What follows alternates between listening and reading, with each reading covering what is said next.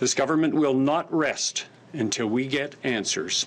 Answers those grieving families deserve.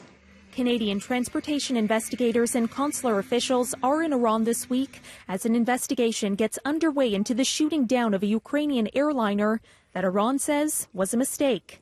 Giving an update on the government's response to the crash a week ago that killed 57 Canadians, Transport Minister Marc Garneau said Canada is demanding official status in the crash probe.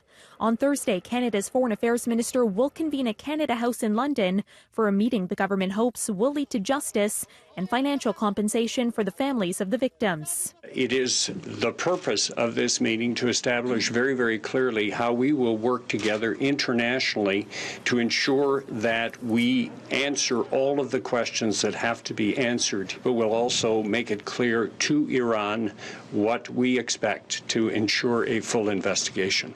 We're learning more about what brought the plane down over the skies near Tehran. The New York Times is reporting not one, but 2 missiles were fired at the jet just 30 seconds apart. This security camera footage, verified by the Times, emerging just hours after Canadian investigators got their first look at the crash site. Canada's meeting on next steps comes as Iranian leaders lash out at European countries for officially accusing Iran of violating the terms of the 2015 nuclear deal. Britain, France, and Germany have triggered a dispute mechanism in the deal that could lead to renewed UN sanctions on Iran, a step Canada is also supporting. Iran's president reacted to the crackdown by appearing to threaten the 3 European nations. He said, "Today the American soldier is in danger. Tomorrow, the European soldier could be in danger." I would say to you it's not going to affect the way that the 5 countries tomorrow are going to meet in London.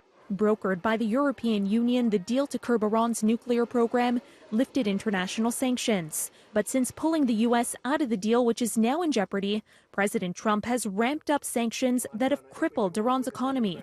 Tehran says its breaches of the deal would be reversed if Washington lifts sanctions. Garneau says 2 Canadian investigators currently on the ground in Iran are getting good cooperation so far, though Canada hasn't been granted access to the black boxes just yet.